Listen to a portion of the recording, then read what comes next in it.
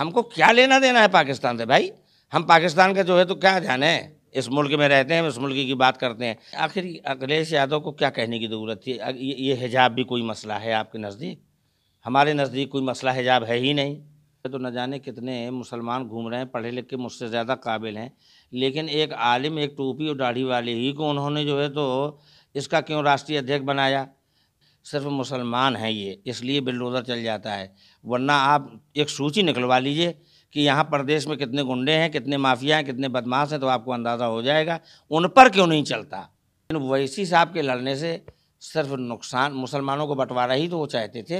अखिलेश यादव जब शिक्षा मित्र की बात करते हैं और दीगर तबकों की बात करते हैं, उनको पता है कि मदारिस के असातिज़ा का इस तरीके से इस्तेसाल होता है, उसके बावजूद वो अपने मंशूर में इनके मसाइल को नहीं शामिल करते हैं।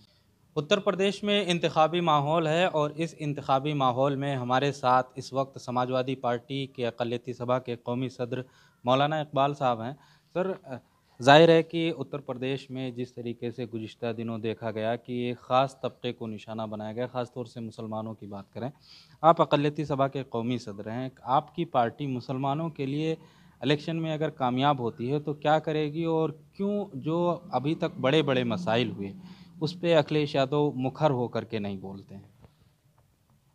देखिए, हमारी सरकार बोलने से कुछ नहीं होता।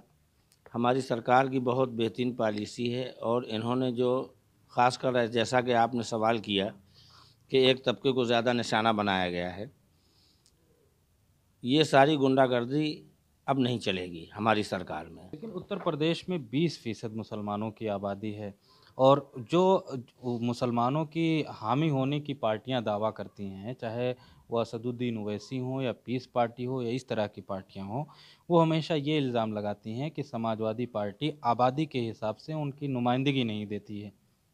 गलत कहते हैं, ये उनका कहना एकदम सरासर झूठ है, गलत है। 15-15 मिनिस्टर रहते हैं, कैबिनेट मिनिस्टर हमारे 10-10, 12-12 रहे। तो एक सरकार आपके कौम के लिए आपके हिसाब से हर उसमें जो है तो शमूलियत कर रही है, मिनिस्टर बना रही है। अब ये तो देखिए, खाली सरकार की नहीं, जब किसी कौम के इतने मिनिस्टर बना दिए जाएं, ये उनकी ज़िम्मेदारी है कि वो अपने कौम को देखें, उनके मसाइल को हल करें, उनके काम देखें। ये सिर्फ सरकार के सरकार में भी तो वो शामिल थे जो मिनिस्टर थे, तो उनकी ज़िम्मेदारी थी। लेकिन ये इल्ज़ाम सरासर गलत है। और वैसे मुसलमानों की सियासत में हिस्सेदारी पर सवाल उठता है और ये भी सवाल उठता है कि उत्तर प्रदेश में मुसलमानों की जो आबादी है वो मुलाजमत के हिसाब से भी वो काफ़ी पसमानदा हैं, वो भी आदादो शुमार बहुत कम है। नहीं, देखिए ऐसा है कि ये मदरसे गिरान पर आज हैं, 550-600 मदरसे गिरान पर उत्तर प्रदेश में हैं। ये ज़्यादातर जो है तो मुलायम सरकार ने या अखिलेश जी ने लिए, और जिनमें एक एक मदरसे में कहीं 50, कहीं 25, कहीं 30, कहीं 40 मुदर्रिस हैं। तो आप अंदाज़ा लगा लीजिए 550 मदरसों में कितने, 600 मदरसों में कितने टीचर हो गए। तो आखिर अरे नौकरी का एक ज़रिया निकाला, उर्दू अनुवादक को उन्होंने नौकरी दी। अहमद हसन साहब हमारे दुनिया से चले गए, अफ़सोस है, अल्लाह जन्नत नसीब करे, लेकिन उन्होंने आखिरी तक उनकी भर्तियां निकाली और की। तो ऐसा कुछ नहीं है। और देखिए, अब भी अखिलेश जी एक ऐलान कर रहे हैं, आपको मालूम ही है कि जनगणना जाति के एतबार से होना चाहिए। तो जब जाति के एतबार से जनगणना हो जाएगी तो फिर तो खुलासा ही हो जाएगा कि जो जिसकी हिस्सेदारी होगी उतनी भागीदारी मिल जाएगी। तो ये तो एक अच्छी बात है, जिससे वो बीजेपी आज बच रही है, दीगर पार्टियां बच रही हैं। मगर ये तो अखिलेश जी पहल कर रहे हैं कि जातीय जनगणना हो ताकि उनका सही हक दिया जा सके। मौलाना साहब, आप मदरसे से भी ताल्लुक़ रखते हैं और ज़ाहिर है कि पिछले 5 सालों में मदारिस के लोगों का इल्ज़ाम रहा है कि हुकूमत उनका इस्तेसाल करी है। क्या परेशानियाँ आई हैं और हुकूमती सतह पर या बोर्ड के सतह पर मदारिस के लोगों को या ज़िम्मेदारान को किस तरीके से देखा गया, प्रताड़ित किया गया, या ये सिर्फ़ इल्ज़ाम ही है? नहीं, ये 5 साल में जो इस वक्त मौजूदा सरकार बीजेपी की है, मदारिस वाले इसमें परेशान हुए हैं। इससे पहले 12 से 17 तक अखिलेश जी की सरकार में कोई ऐसी परेशानी नहीं थी। देखिए, आधुनिकीकरण का मसला था, सेंट्रल गवर्नमेंट ने जो है तो साइंस टीचर के लिए उन्होंने जो भी अपना वहाँ 8,000 इंटर वालों को, बीए वालों को 12,000, 3,000 रुपया उन्होंने कहा कि यहाँ की सरकार देगी। तो यहाँ की सरकार का ऐलान होते ही 5 साल तक अखिलेश जी ने अपने कार्यकाल में 3,000 रुपया मिलाकर 12 को 15 किया। लेकिन जैसे ही ये बीजेपी सरकार आई तो वो 3,000 प्रदेश का ख़त्म कर दिया गया।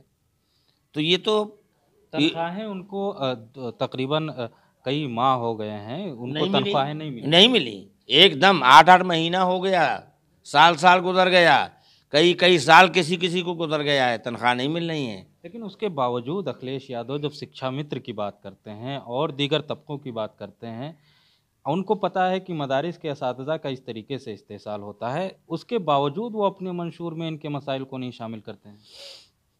नहीं, देखिए अभी तक तो खैर मंसूर मैंने पढ़ा भी नहीं है कि उसमें शामिल है कि नहीं है, सच्ची बात ये है। लेकिन हमारे मंसूर में हो या ना हो, लेकिन वो मदारिस का तालीम का भरपूर हमारी सरकार ख्याल करती है, ख्याल करेगी। और वो हमेशा मदरसों को बढ़ाते हैं, इसलिए वो जानते हैं कि उर्दू ज़बान भी इसी मदरसों से कायम है, वरना उर्दू ही ख़त्म हो जाएगी। और उनको ये भी मालूम है कि तालीम का सही वफ़ादारी का अगर कहीं से जो है तो दर्स मिलता है, इन्हीं मदरसों से मिलता है। जो बुलवतनी और मुल्क से मोहब्बत का एक सबक पढ़ाया जाता है, इन्हीं मदरसों से पढ़ाया जाता है, वरना और कहीं से ये दर्स मिलता नहीं है। मदरसे के ऊपर एक और सवाल, तकरीबन 8,000 दावा किया जा रहा है कि 8,000 मदरसों को मदरसा बोर्ड ने खारिज कर दिया है, वो मानक नहीं पूरा किए थे। अब अगर आपकी जैसा कि कहा दावा है कि अगर आपको हुकूमत साजी का मौका मिलता है तो क्या मदरसों को ग्रांट लिया जाएगा, और जो मदरसे 8,000 के करीब मदरसा बोर्ड ने खारिज किया है मानक ना पूरे होने के हिसाब से, क्या उन पे भी नज़रसानी की जाएगी? देखिए, ये तो कोई गवर्नमेंट होती तो आप भी ये जानते हैं कि किसी चीज़ का एक कानून और कायदा होता है। मानक का ना होना मदरसों में, अगर मानक नहीं है तो बहरहाल वो तो रोके जाएंगे। मानक को तो पूरा करना मदरसे वाले की ज़िम्मेदारी होती है, और वो मानक पूरा करे जो कानूनी तौर पर है। लेकिन जहाँ तक आपने कहा कि उन्होंने ख़त्म कर दिया, हमारी पिछली सरकार, ये गवर्नमेंट जो चल रही है, इसने ख़त्म किए हैं। मानक ना होने की बुनियाद पर उन्होंने कहा कि ये इतने मदरसे मानक पर नहीं आते। लेकिन इस पर नज़रसानी की जाएगी कि सही किए हैं कि गलत खारिज किए हैं, और कितने मानक पर सही उतर रहे हैं कि नहीं उतर रहे हैं। लेकिन कोई सरकार हो, मानक को तो देखना ही पड़ेगा। हमारी सरकार होगी तो भी मानक को देखना पड़ेगा। लेकिन 5 साल में जो उम्मीद की जाती थी कि मदरसों को मान्यता दी जाएगी, मदरसों को ग्रांट पे लिया जाएगा, वो 5 साल में एक भी ना मदरसे को मान्यता दी गई और ना ही ग्रांट पे लिया गया। देखिए, ऐसा है कि जिस सरकार को इस मुल्क में रहने वाले इतनी बड़ी आबादी वाले मुल्क में और इतनी बड़ी कौम मुस्लिम, उनके जब वोट ही की ज़रूरत ना हो और वो खुलेआम कहें कि हमें मुसलमानों के वोट की ज़रूरत नहीं है, तो उनसे क्या उम्मीद की जा सकती है कि हाँ वो मदरसे हमारे ले लेंगे या हमारे मदरसों को फ़ायदा पहुँचाएँगे। ऐसा हम ज़्यादा उम्मीद भी नहीं करते थे। कोशिश ये होगी कि जो साइंस टीचर की तनख्वाहें कई कई साल से रुकी हुई हैं, हम उन जो बेचारे टीचर हमारे भुखमरी के शिकार हो चुके हैं, उनकी तनख्वाहों को पूरा कराएं और गवर्नमेंट को मनाएं कि इनकी तनख्वाहें दी जाए, वरना ये मर जाएंगे, इनके बच्चे जो है तो कहाँ से पलेंगे। तो सबसे पहले तो हमारी पहली फुर्सत में ये काम करने की हमारी वो रहेगी। दूसरी है कि मदरसा गिरान पर लाने की। जो मदरसे रुके हुए हैं और जो मदरसे आना चाहिए था वो रुक गए इस 5 साल की सरकार में, हम उन मदरसों को भी जो सही मानक में उतर रहे होंगे उनको गिरान में लेने का भी काम करेंगे, और सरकार को अपनी जानिब से मशवरा देंगे कि इन मदरसों को गिरान पे लिया जाए। लेकिन इससे पहले 2007 की हुकूमत इलेक्शन को देखा जाए या 12 के इलेक्शन को देखा जाए, तो उस ज़माने में समाजवादी पार्टी मुसलमान के जो मजहबी रहनुमा होते थे या इस तरीके से जो कदावर रहनुमा होते थे उनके साथ मीटिंग करती थी, जो इंतखाबी मुहिम उसमें शामिल होते थे एक तशख़्ख़ुस के साथ। लेकिन मौजूदा 2017 और 2022 के इंतखाबात में देखा गया कि मुस्लिम की जो एक बड़ी आबादी है कहीं ना कहीं गायब है, या इस तमाम चीज़ों से एक समाजवादी पार्टी ने जो नज़रअंदाज कह लीजिए कि किया है या हुए हैं, क्या मामला है कि 2022 में वो सतह नहीं दिख रही है, वो चीज़ें नहीं दिख रही हैं? देखिए, ऐसा है कि ये कहना मैं समझता हूँ कि मुनासिब नहीं है कि समाजवादी पार्टी कोई बड़े मुस्लिम लीडर से मशवरा नहीं कर पा रही है, और या मतलब जो है तो उनको नज़रअंदाज कर रही है।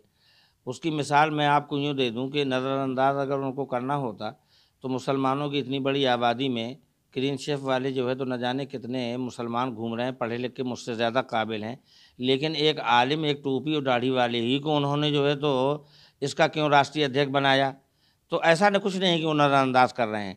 ये अपनी अपनी एक पॉलिसी सरकारों की होती है और पार्टियों की, और वो अपने पॉलिसी के एतबार से मुकम्मल तौर पर अखिलेश जी चल रहे हैं और जिसमें कामयाबी भी उनको मिल रही है, ये भी आप देख रहे हैं। तो अब उन्होंने क्या सोचा, क्या मसलहत है, लेकिन जहाँ तक मशवरे की बात है तो हम लोगों से भी वो मशवरा ले लेते हैं जब कोई ज़रूरत आ जाती है। तो ऐसा नहीं है, वो मशवरा लेते हैं जहाँ ज़रूरत आती है। आपकी जब मुलाकात होती है अखिलेश यादव से तो किन बातों पे और किन मुद्दों को लेकर के जाते हैं और बातचीत होती है और क्या कहते हैं वहाँ पे? हमारी मुकम्मल तौर पर गुफ्तगू मुस्लिम मसाइल ही पर होती है, दीगर और जो है तो धर्म और जातों के लोगों पर भी होती है कि देखिए सबको सम्मान और सबको बराबरी का दर्जा दिया जाए, और मुसलमान एक बड़ी तादाद में आपके साथ है और इसको नज़रअंदाज कभी ना किया जाए, और वो नज़रअंदाज कभी करते भी नहीं हैं। जो बात कही जाती है उसको सुनते भी हैं गौर से और उस पर अमल भी करने की पूरी कोशिश करते हैं। लेकिन एक इल्ज़ाम लगता है कि हिजाब का मामला पिछले दिनों बहुत पूरे मुल्की सतह पर ये उठा और बल्कि बैरून मुल्क में भी ये आवाज़ उठी। सभी पार्टी के नेताओं ने ट्वीट किया, अपना रद्द अमल ज़ाहिर किया, लेकिन अखिलेश यादव खामोश रहे इस पे। नहीं, आखिर अखिलेश यादव को क्या कहने की ज़रूरत थी? ये हिजाब भी कोई मसला है आपके नज़दीक? हमारे नज़दीक कोई मसला हिजाब है ही नहीं। क्या मतलब हुआ? आज तक सन 47 से आज़ादी के बाद से लेकर आज तक जब हमें इस मुल्क में एक कानून मिला हुआ है कि हर धर्म के लोग अपने कानून के एतबार से ज़िंदगी गुजारेंगे, तो हमारी कोई बच्ची अगर हिजाब में भी जाती है तो आज तक जब पाबंदी नहीं लगाई तो लगाने की क्या ज़रूरत है? देखिए, बीजेपी मुद्दे तलाश करती है, इनके पास विकास तो किया नहीं, इनके पास कोई काम है नहीं, कौम के सामने कुछ बताने की ज़रूरत है। क्या बताएंगे कि हमने ये किया है इसलिए हमको वोट दे दें। तो अब कभी हिजाब है, कभी जिन्ना है, कभी पाकिस्तान है, कभी अफ़गानिस्तान है, और उसने ये कर दिया, अफ़गानिस्तान पाकिस्तान ने जो है तो उसकी हिमायत कर दी। हमको क्या लेना देना है पाकिस्तान से भाई? हम पाकिस्तान का जो है तो क्या जाने, इस मुल्क में रहते हैं, इस मुल्क की बात करते हैं। जब हमारे मुल्क में एक संविधान बना हुआ है कि अपने मजहबी तशख़्ख़ुस के साथ अपनी ज़िंदगी गुजारने का आपको ये अख्तियार है, तो आप छेड़खानी क्यों कर रहे हैं कि हिजाब ला रहे हैं, कभी जो है कुछ ला रहे हैं? ये लेकिन सब वो बकवास है। उनको जब रैलियों में देखा जाता है तो कहीं गदा लेकर के दिखते हैं, कहीं त्रिशूल लिए हुए दिखते हैं।